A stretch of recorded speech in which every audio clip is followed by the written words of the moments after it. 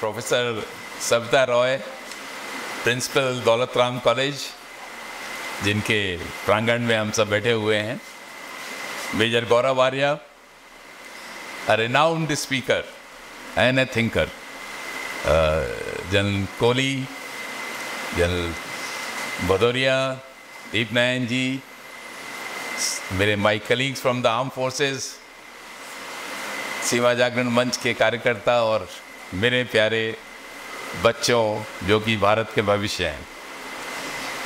आज एक बहुत ही महत्वपूर्ण विषय पर, role of social media and national security के ऊपर भारत के प्रतिष्ठित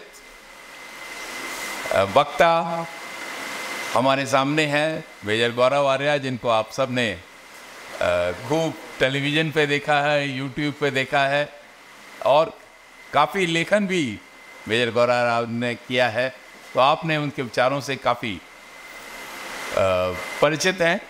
आज मेजर आर्या के बारे में मैं दो शब्द जरूर कहूँगा, क्योंकि ये केवल मेरे कलीग ही नहीं हैं, भारतीय सेना से एक ऐसी रेजिमेंट के हैं, कुमाऊँ रेजिमेंट, आप सबको याद होगा रेजंगला की पहाड़ियाँ, मेजर शैतान सिंह, ये उसी रेजिमेंट के बहादुर सिपाही हैं और इन्होंने भारत की सेना में अपनी सर्विस दी है और उसके बाद भी 99 से लेकर आज तक बहुत संघर्ष किया है, लेकिन आज उस मुकाम पे पहुंचे हैं जो यश और कीर्ति के सर्वोच्च स्थान है। तो मैं ये चाहता हूँ कि हम सब इनको वाणी को सुने और ये एक प्रखर वक्ता हैं, जो कहूँगा एरुडाइट स्पीकर हैं, भारत के लिए कहीं भी किसी भी सम्मेलन में या किसी भी संस्था में भारत के लिए बोलने वाले एक ऐसे हैं जो कि बिल्कुल निसंकोच भारत के ऊपर बोलते हैं। आपने टीवी पे देखा होगा किस तरह से ये हमारे जो पड़ोसी हैं वेस्ट और नॉर्थ वगैरह में सबको किस तरह से एक तरह से लताड़ते हैं। जब भारत की बात आती है तो सर्वप्रथम हमारा राष्ट्र है, हमारा राष्ट्र सर्वोत्तम है, राष्ट्र सर्वोपरि है। ये इस भावना से लेकर एक ऐसे प्रखर वक्ता हमारे सामने हैं और आज हम सब उनको सुनेंगे। मैं आज ज़्यादा समय नहीं लूँगा, मैं इनवाइट करूँगा हम सबके प्रिय मेजर गौरव आर्या आपको, आप सबको संबोधन करने के लिए। All the very best. जय हिंद। जय हिंद। प्रिंसिपल मैडम, बहुत बहुत धन्यवाद sir, thank you very much sir for inviting me. It's a matter of great honour and privilege that I am here amongst you. आज बड़ा अच्छा लग रहा है आप लोगों के बीच में। मैं भी दिल्ली यूनिवर्सिटी से पास आउट हुआ था, नॉर्थ कैंपस, लेकिन 1992 तो बहुत समय बीत गया है और यही नॉर्थ कैंपस की गलियां मैंने बहुत घूमी हैं। उस ज़माने में ओला उबर तो होती नहीं थी, तो पैदल ही चलते थे ज़्यादातर। आज का जो टॉपिक है वो बड़ा इंटरेस्टिंग है, और इंटरेस्टिंग इसलिए है क्योंकि एक फ़िलॉसफी है, एक फ़लसफ़ा है, एक सोच है। पहले मैं आपको सोच के बारे में बताता हूँ, और अगर आपने वो सोच पकड़ ली, वो सोच समझ ली, फिर आपको ये समझने में भी बड़ी आसानी होगी। हर चीज़ जो आप देख रहे हैं आपके सामने, एनी ऑब्जेक्ट, ये हथियार है। हथियार क्यों है, हथियार कैसे है, इसको हथियार कैसे बनाते हैं, दुश्मन के ऊपर कैसे प्रहार किया जाता है, हमारी राष्ट्रीय सुरक्षा में इसका कैसे इस्तेमाल होता है, मैं कोशिश करूंगा इन सब चीज़ों के बारे में आज मैं आपको बताऊँ। देखिए, जहाँ तक हम बात करते हैं सोशल मीडिया की, और सोशल मीडिया का क्या रेलेवेंस है हमारी राष्ट्रीय सुरक्षा तंत्र में, मैं आपको सबसे पहले ये बता दूं कि सोशल मीडिया भी हथियार है। आप सब लोग यूज़ करते होंगे ट्विटर, इंस्टाग्राम, फेसबुक, यूट्यूब वगैरह, वो आपकी मर्ज़ी है, आप इसको जैसे भी यूज़ करें। कई लोग एंटरटेनमेंट के लिए, कई लोग सोशल मैसेजिंग के लिए इसको यूज़ करते हैं। मुझ जैसे लोग इसको हथियार के जैसे यूज़ करते हैं, क्योंकि फौजी हैं, हमारी फितरत है, हमें हर चीज़ में वही नज़र आता है। अब जब ट्विटर वालों ने ट्विटर बनाया या इंस्टाग्राम वालों ने इंस्टाग्राम बनाया, तो उन्होंने इस मकसद से कतई नहीं बनाया था कि इसको हथियार की तरह इस्तेमाल किया जाए। उन्होंने कभी नहीं सोचा था कि हम इसको एक हथियार की तरह इस्तेमाल करेंगे, लेकिन हो रहा है। आर्टिफिशियल इंटेलिजेंस हथियार की तरह इस्तेमाल हो रहा है और होगा। क्या ये अच्छा है, बुरा है, नैतिक है, अनैतिक है, मैं उन सब चक्रों में पड़ता ही नहीं। देश की सुरक्षा के लिए जो हथियार अच्छा है वो हथियार अच्छा है, इसमें नैतिकता की बात आती ही नहीं है और ना नैतिकता की बात आनी चाहिए। दूसरी चीज, सोशल मीडिया का इस्तेमाल दुश्मन हमारे खिलाफ कैसे करता है, यह जानने की आवश्यकता है। पहली चीज कंफ्यूजन है, कंफ्यूजन है। दूसरी चीज प्रोपेगेंडा, मिस इंफॉर्मेशन, डिसइंफॉर्मेशन। आप एक झूठ को बार बार बोलते रहिए अलग अलग चैनल से। मैं आपको एक साइकोलॉजिकल स्टडी के बारे में बताना चाहता हूं कि सोशल मीडिया काम कैसे करता है। तो ये केस स्टडी हुई थी, एक्चुअल में करा था, यूएस में हुई थी। ये एक ऑफिस को लिया गया और ऑफिस में किसी एक को चुना गया और उसको नहीं पता था कि उसको चुना गया है। तो वो जब आदमी 27-28 साल का था, and this is a true story, तो आपको पता लग जाएगा कि ऐसे होता है, ऐसी विचित्र चीज़ें भी होती हैं दुनिया में। जब वो अपने ऑफिस के अंदर घुसता है तो रिसेप्शनिस्ट उसको कहती है कि गुड मॉर्निंग सर, आपकी तबीयत ठीक है, आप थोड़ा सा बीमार लग रहे हैं।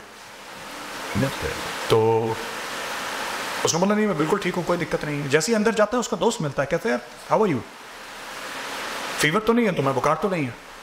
क्या नहीं यार मैं बिल्कुल ठीक हूँ। जब तीसरा बंदा उससे यह पूछता है कि तुम्हारी तबीयत ठीक है कि नहीं, उसको हल्का सा डाउट होना शुरू हो जाता है। और दोस्तों स्टडी ने रिकॉर्ड करा है कि दोपहर 2 बजे लंच के आसपास या लंच के बाद ही एक्चुअली स्टार्टेड डेवलपिंग फीवर।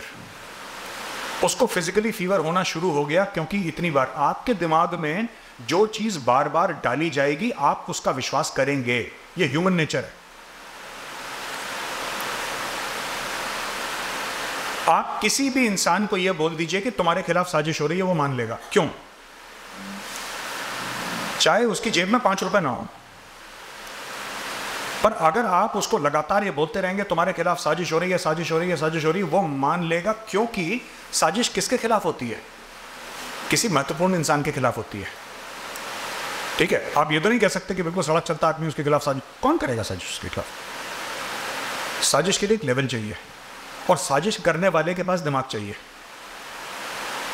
अब सोशल मीडिया कैसे करता है ये चीज?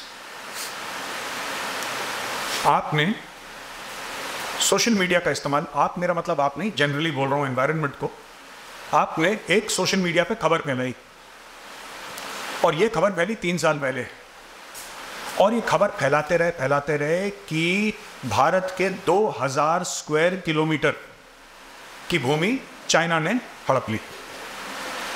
अच्छा, वहां पे कोई जातो रानी देखने के लिए कि हड़पी की नहीं हड़पी, की 2000 थी, कि 5000 थी, कि 0 थी? Nobody nose. बट आपने रिपीट करा एक प्रोपेगेंडा, आपने बार बार रिपीट करा प्रोपेगेंडा, और आप करते चले गए। आज की तारीख में भी, जबकि इंडियन आर्मी ने 5 बार बोल दिया है, जो कि वहां पे एक्चुअली है, वहां पे गया कोई नहीं, लेकिन दिल्ली में बैठे बैठे आप लगातार टेलीविजन स्टूडियोज में बोल रहे हैं कि सब हमारी जमीन चली गई, हमारी जमीन चली गई, और आप बोलते रहिए, लोग विश्वास कर लेंगे। वही काम इन्होंने करा था कि जब भारत राफेल जेट खरीद रहा था। राफेल जेट की आवश्यकता क्यों पड़ी दोस्तों? क्योंकि भारत की जो ऑथराइज स्ट्रेंथ थी स्क्वाड्रन्स की, एक स्क्वाड्रन, फाइटर स्क्वाड्रन की जो टोटल एयरक्राफ्ट होते हैं 16 से लेकर 18, आपकी स्क्वाड्रन स्ट्रेंथ 42 होनी है, जो होनी है कागजों में, जो कि ऑथराइज स्ट्रेंथ है कि आपको इतना करना है, वो हमारी 28 हो गई थी। तो अगर पाकिस्तान और चाइना से अगर आपकी ज़्यादा लड़ाई, आपकी एक 2 फ्रंट वॉर का जो कॉन्सेप्ट है कि दोनों की एक साथ लड़ाई हो गई, आप लड़ने में सक्षम नहीं है।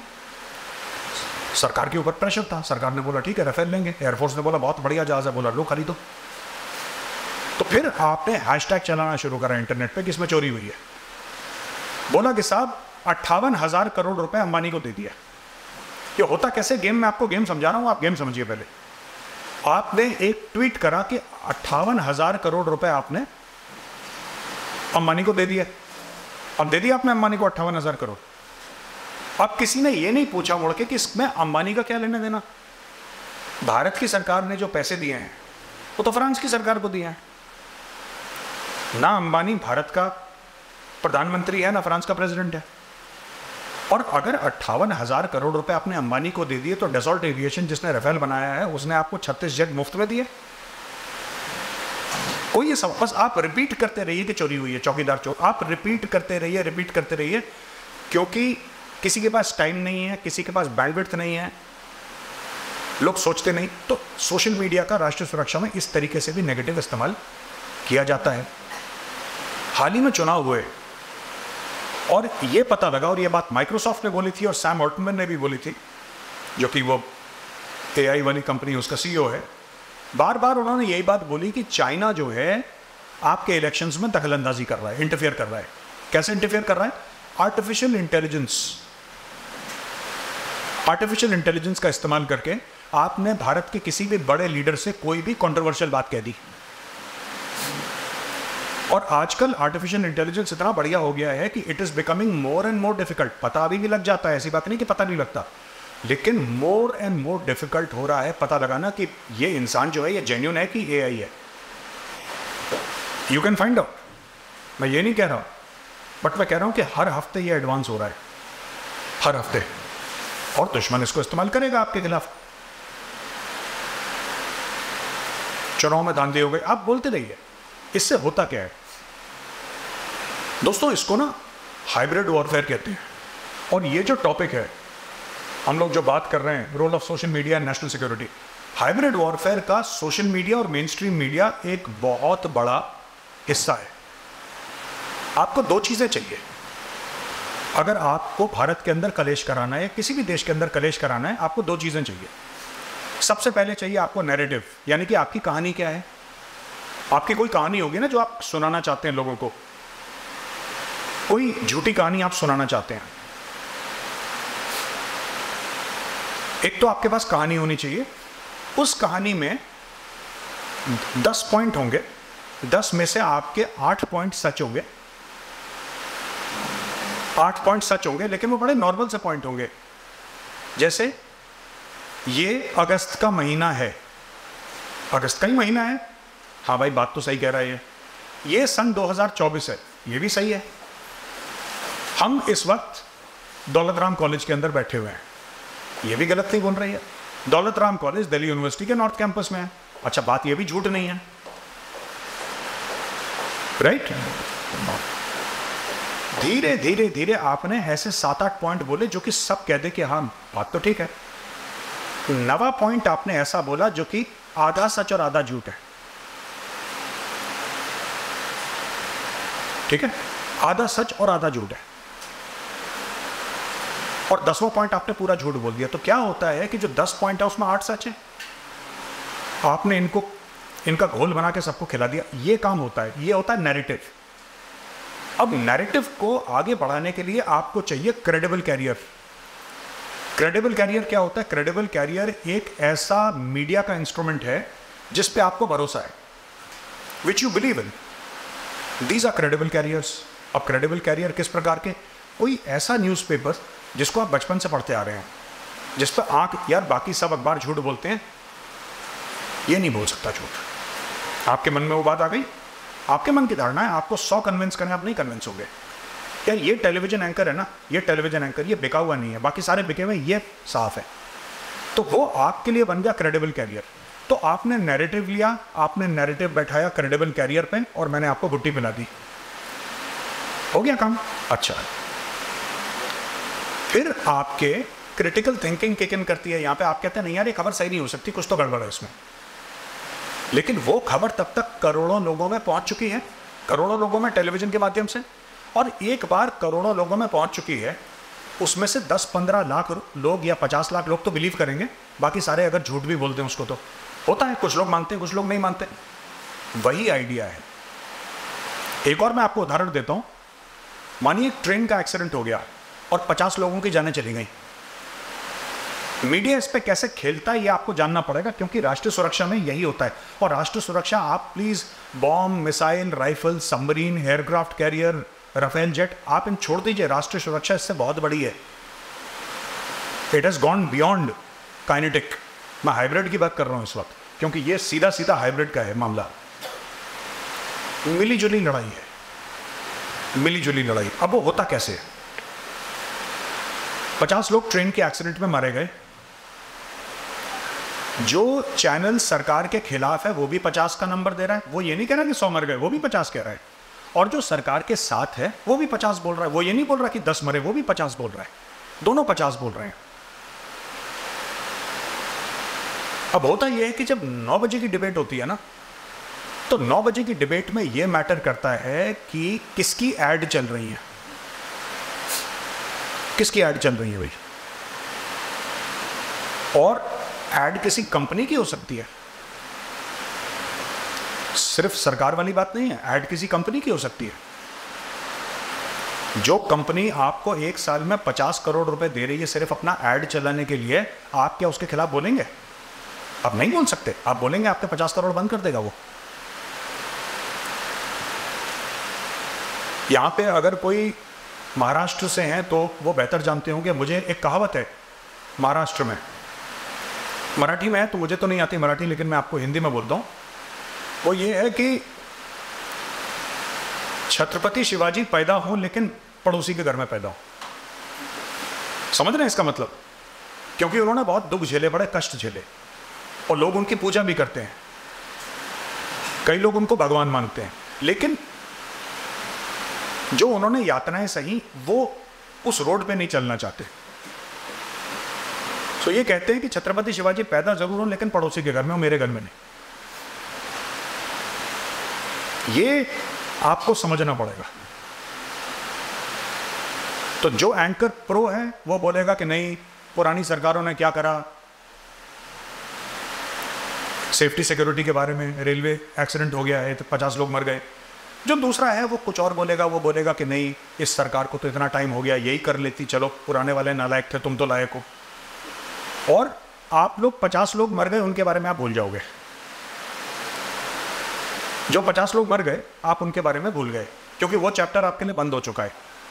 अब हम ब्लेम गेम के आप किसकी गलती है। और आपने कभी देखा किसी भी टेलीविजन डिबेट का कोई निष्कर्ष निकलते हुए कि हाँ ठीक है हम लोग मान गए, आप कन्विंस हो गए कि हाँ इसकी गलती है, चलो डन? ऐसा होता ही नहीं है। वो WWF है। वो आपने देखा WWF में एक दूसरे को कुर्सियों से मारते हैं और उछलते कूदते हैं, चोट किसी को नहीं लगती। वो ऐसी है।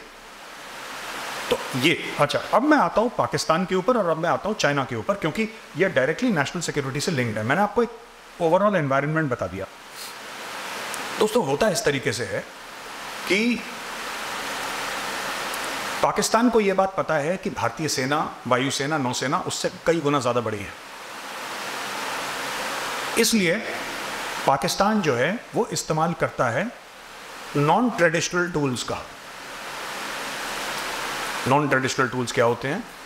ट्रेडिशनल टूल्स होते हैं काइनेटिक, यानी कि हथियार से लड़ो, दुश्मन से लड़ो, आमने सामने की लड़ाई, युद्ध, राइट? जैसे जन साहब बैठे हैं यहाँ पे, सीनियर मिलिट्री ऑफिसर्स बैठे हैं।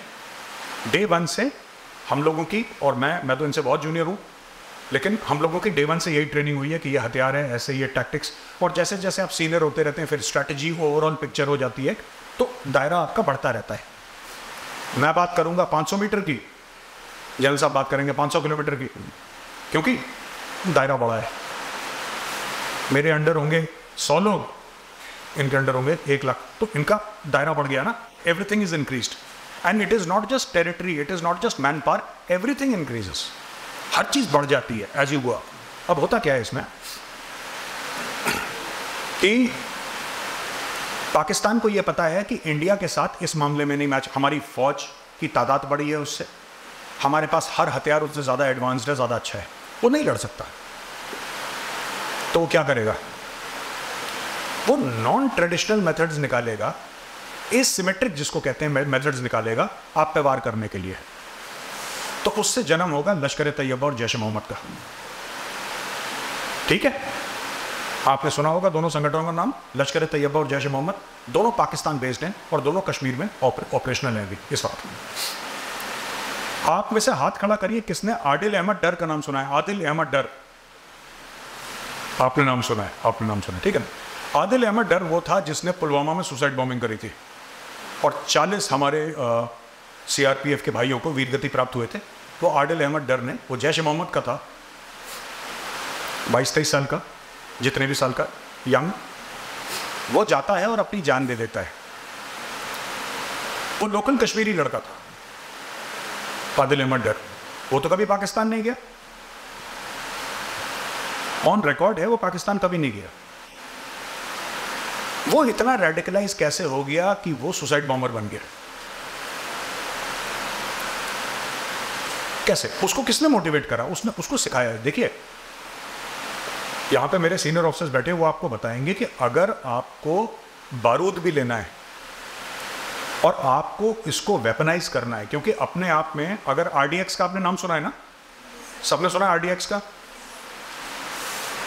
RDX के ऊपर आप चाय बना सकते हैं, आपको पता है?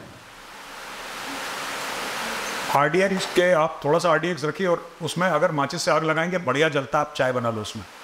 लेकिन अगर RDX में आप एक डेटोनेटर डालेंगे जो कि छोटा बारूद है और उसको आप वहां से इग्नाइट करेंगे या इलेक्ट्रॉनिकली या फिर फिजिकली, तो फिर RDX अपने रूप में आता है, वो RDX बनता है जो कि पूरी की पूरी बिल्डिंग उड़ा दे।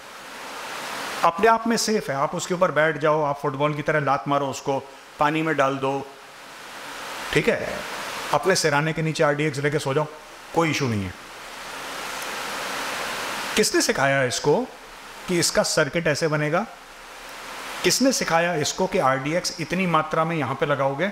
इसको किसने बताया कि इसका डेटोनेटर इस प्रकार से लगेगा, इसका फ्यूज ऐसे लगेगा, तुम यहां से जाना, CRPF की कॉन्वॉय यहां से आएगी, तुम्हें इस गाड़ी को टारगेट करना है, तुम्हें यहां, इसको सिखाया किसने? ये सारी सिविलियन को चीजें पता ही नहीं होती।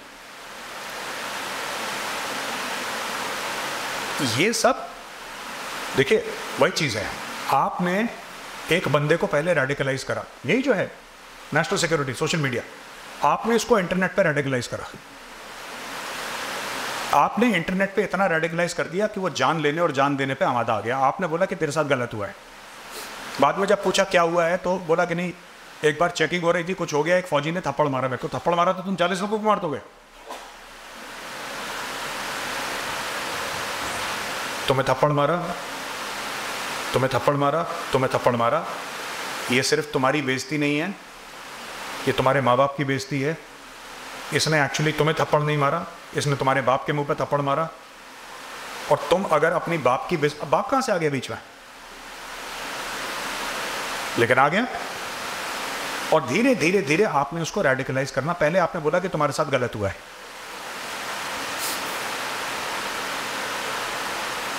आपके साथ गलत हुआ है, फिर आपने उस चीज को बढ़ावा दिया। अब ओवरऑल जब हम नेशनल सिक्योरिटी और सोशल मीडिया की बात करते हैं, चाइना भी इस्तेमाल करता है, जैसे मैंने आपको लोकसभा चुनाव के बारे में बताया, पाकिस्तान बहुत इस्तेमाल करता है सोशल मीडिया। ISPR है, inter services public relations, Pakistani arm forces का, और वो लोग इस मामले में काफ़ी एडवांस्ड है पाकिस्तानी।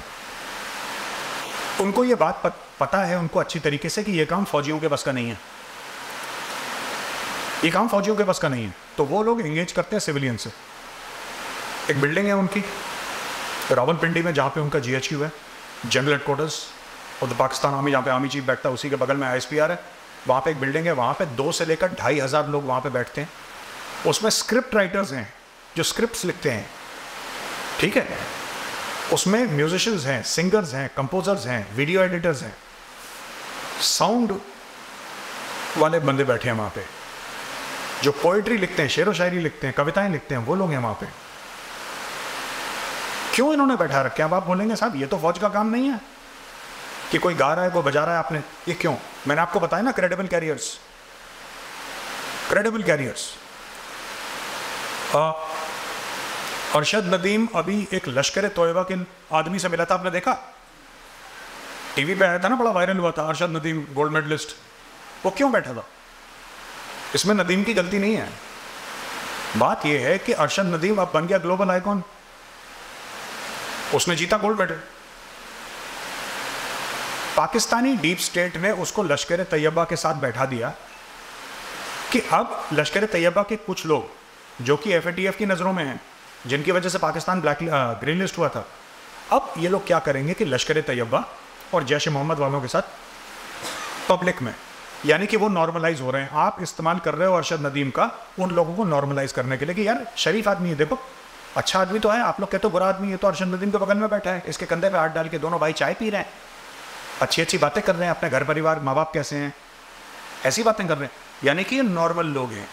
ये साइकोलॉजिकल वॉरफेयर है, क्योंकि अरशद नदीम के इंडिया में भी फ़ैन है, इंडिया में भी फ़ैन है ना, और लोग कहते हैं कि यार स्पोर्ट्समैन है, कोई गलत बात नहीं है, ठीक है। तो इसलिए ये लोग नॉर्मलाइज करने की, ये भी एक किस्म का सोशल मीडिया। अब हमारे साथ ये बड़ी प्रॉब्लम है हमारे देश में कि यहाँ पे social media as a weapon of war ठीक तरीके से इस्तेमाल नहीं हुआ, ठीक तरीके से इस्तेमाल करने की ज़रूरत है। ज़्यादा डिटेल में फ़ौज में क्या हो रहा है मैं उस पर नहीं जाऊँगा, because that is not meant for an open platform, but हम लोग अभी पीछे हैं और इस पर काम करने की ज़रूरत है। हर रोज़ हमारी खबर आती है, सरकार ने ये बोला कि ये सुखोई के इंजन ले लो, इतने ये ले लो, ये डिस्ट्रॉयर आ गया, ये मिसाइल आ गया, ये फलाना, ये सब ज़रूरी है, ये सब आवश्यक है, ये गारंटी है हमारे देश की सुरक्षा की, ये हमारी इंश्योरेंस पॉलिसी है। लेकिन हमें ये भी समझना पड़ेगा कि जो युद्ध है, युद्ध बदल रहा है और युद्ध बदलता आया है, ये पहली बार नहीं बदल रहा है। फर्स्ट जनरेशन में यह था कि लोग एक दूसरे के ऊपर भाले फेंकते थे, पत्थर मारते थे एक दूसरे को जब लड़ाई होती थी, आज से हजारों साल पहले। फिर उसके बाद सेकंड आ गया जहां पे धनुष बाण आ गई, तोपें आ गई। थर्ड जनरेशन में आपका aircraft took off, even first world war, even second world war, missile आ गई आपकी। फोर्थ जनरेशन आपका वो आ गया जिसमें आपके जेट इंजन्स आ गए।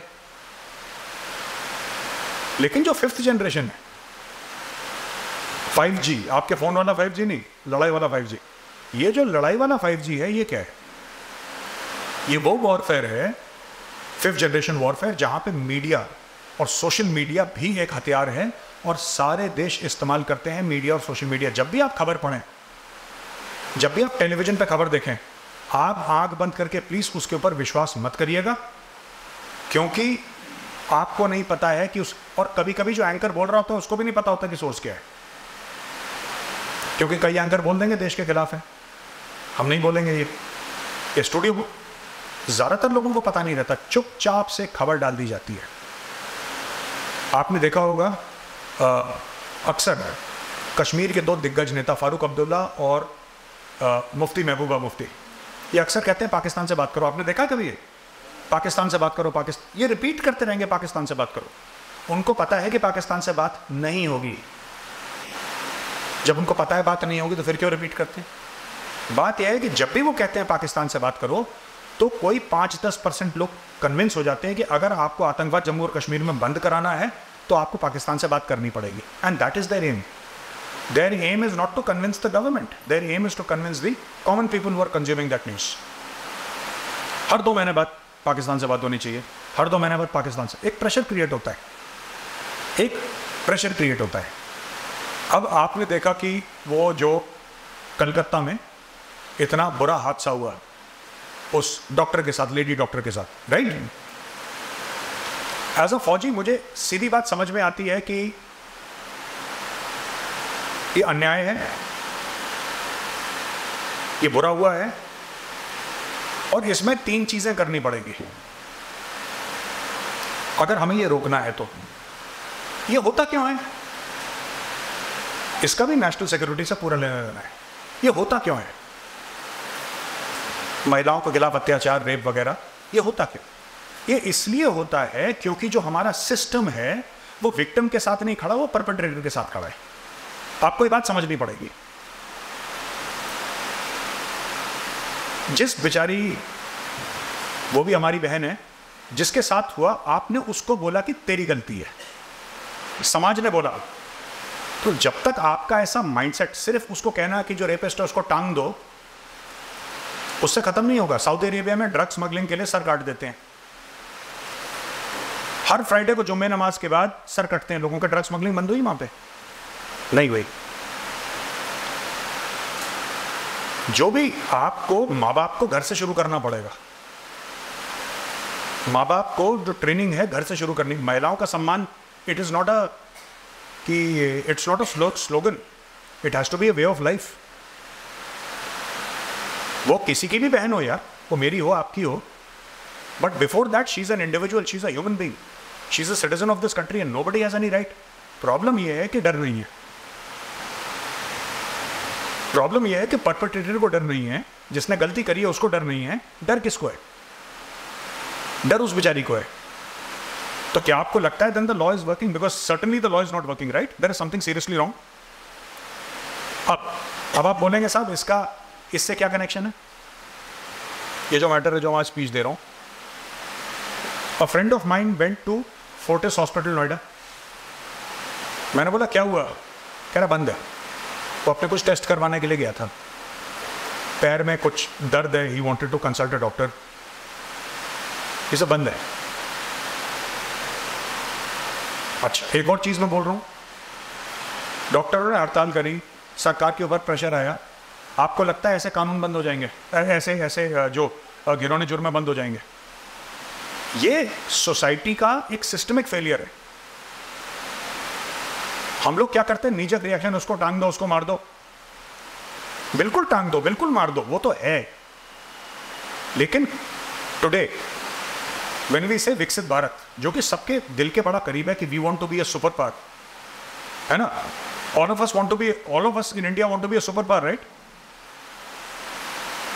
But if my sister cannot walk safely on the street at 11 o'clock at night, there is a certain problem with the system. System में एक प्रॉब्लम है, ठीक है? अब पूरे भारत में स्ट्राइक हो गई, पूरे भारत में स्ट्राइक हो गई। हमारे लिए दुख का विषय कि किसी एक महिला के साथ ऐसा हुआ, हमारी बहन के साथ ऐसा हुआ। हमारे लिए दुख का विषय, क्रोध का विषय। लेकिन अनफॉर्चुनेटली, और मैं क्षमा चाहूंगा आपसे, आपको शायद मेरी बात बुरी लगे, लेकिन दुश्मन के लिए अपॉर्चुनिटी, दुश्मन के लिए बहुत बड़ी अपॉर्चुनिटी भारत में ये हो रहा है। और जो आज डॉक्टर कर रहे हैं बिल्कुल ठीक कर रहे हैं यार, गलत क्या कर रहे हैं? आप ऐसा थोड़ा ना कि चलते फिरते किसी को कुछ भी कर दोगे, जंगल है क्या? लेकिन दुश्मन के लिए अपॉर्चुनिटी।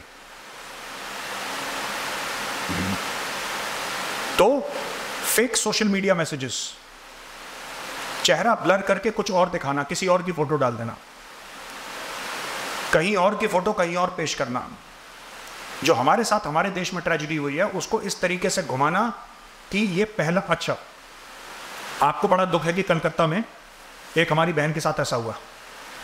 आपको पता है सोशल मीडिया में 2 दिन पहले क्या खबर फैल रही थी? अब क्या है कि जिसको नहीं नॉलेज है वो विश्वास कर लेगा। बोला कि आपको ऐसा पता है 3 डॉक्टरों के साथ दिल्ली में भी हुआ था, एक के साथ बम्बई। वो नहीं हुआ था डॉक्टरों के साथ, लेकिन आपने कोई फोटो डाल के डाल दी, 500 लाइक्स आ गए उसके। तो इससे क्या होता है कि जो महिलाओं, और ये जो लड़ाई है ये सिर्फ महिलाओं की नहीं है, ये हमारी भी लड़ाई है, ये हमारी लड़ाई है। मेरा कल किसी से आर्ग्यूमेंट हो गया कि ये महिलाओं की लड़ाई में आपको साथ देना चाहिए। मैंने बोला साथ देना चाहिए नहीं, मैं इसलिए नहीं दूंगा साथ कि महिलाओं की लड़ाई है, मैं इसलिए साथ दे रहा हूं क्योंकि मेरी भी लड़ाई है ये। We all are responsible. लेकिन हमें एक बात समझनी पड़ेगी कि दुश्मन ऐसी चीजों का फायदा उठाता है और लगातार फायदा उठाता है। आपने एक ऐसा माहौल बना दिया सोशल मीडिया पे जहां पे हर बंदा दूसरे पे शक कर रहा है। ये दुश्मन करता है, तो आपको सचेत रहना पड़ेगा। सच और झूठ के बीच में फर्क आपको पता लगाना पड़ेगा।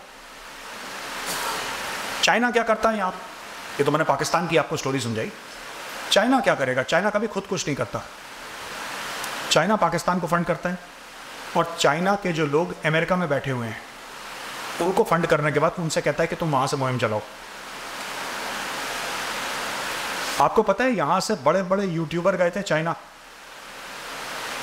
खबर आई थी। चाइना ने करोड़ों रुपए दिए यूट्यूबर्स को उनका 5 स्टार होटल में रहने का, बिजनेस क्लास फर्स्ट क्लास में ट्रैवल करके वो लोग चाइना गए। चाइना में शिंगजियांग प्रोविंस है जहाँ पे मुस्लिम्स के साथ बदसलूकी हो रही है, 15 लाख जेल में है।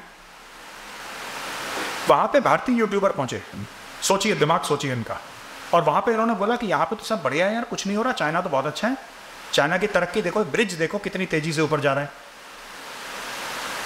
उनको ब्रिज देखने के लिए भेजा था वहाँ पे, पर वो कह रहे हैं आप ब्रिज देखो, आप ये सब मत देखो, आप ये देखो कितनी कांच की बढ़िया बिल्डिंग बना दी। तो ये सब आपके बीच में propaganda. There is something called Confucius institute. आप लोगों ने सुना कन्फ्यूशियस इंस्टीट्यूट के बारे में?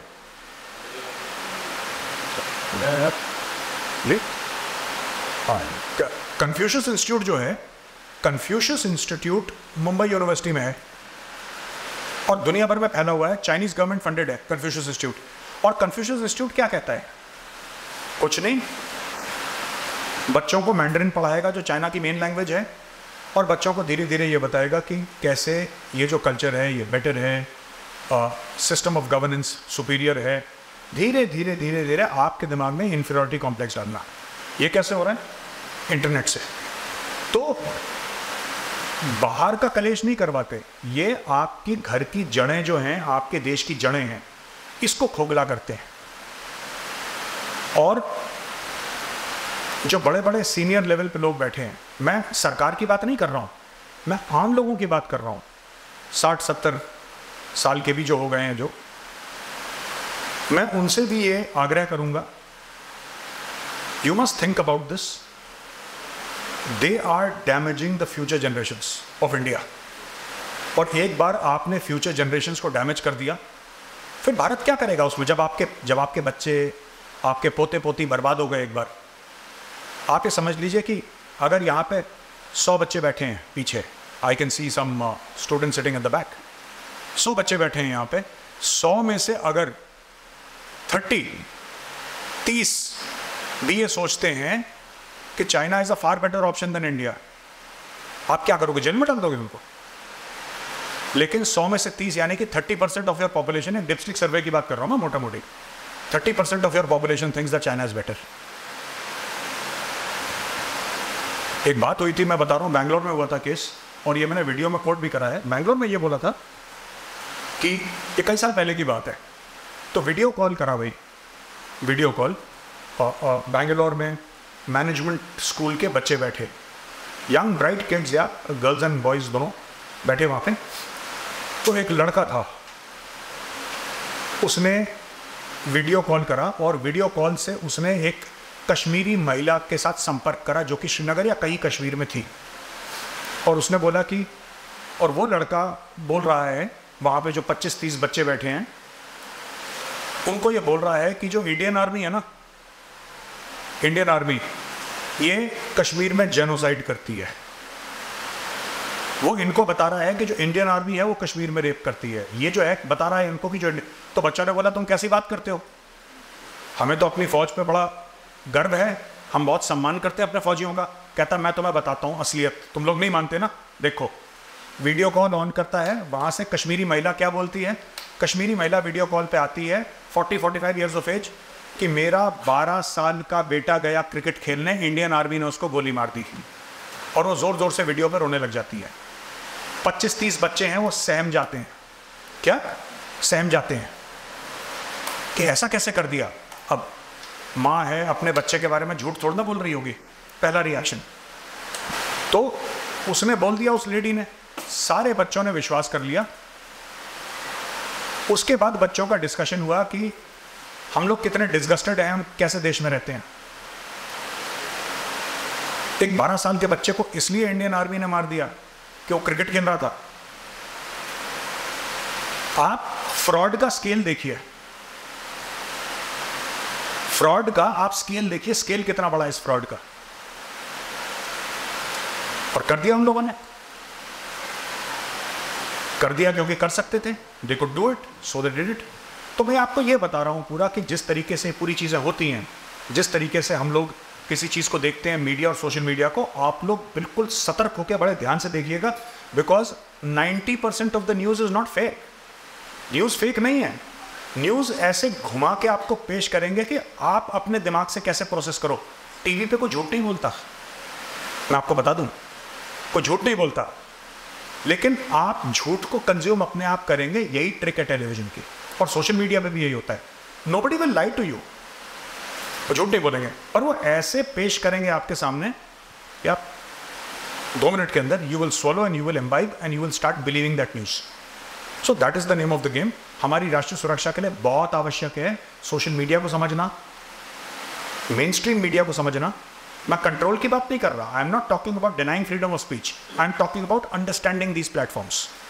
जब आप इनको समझ जाएंगे तब आपको पता चलेगा कि क्या हो रहा है यहाँ पे। With that I come to the end of my talk. Thank you very much for your patience. जय हिंद।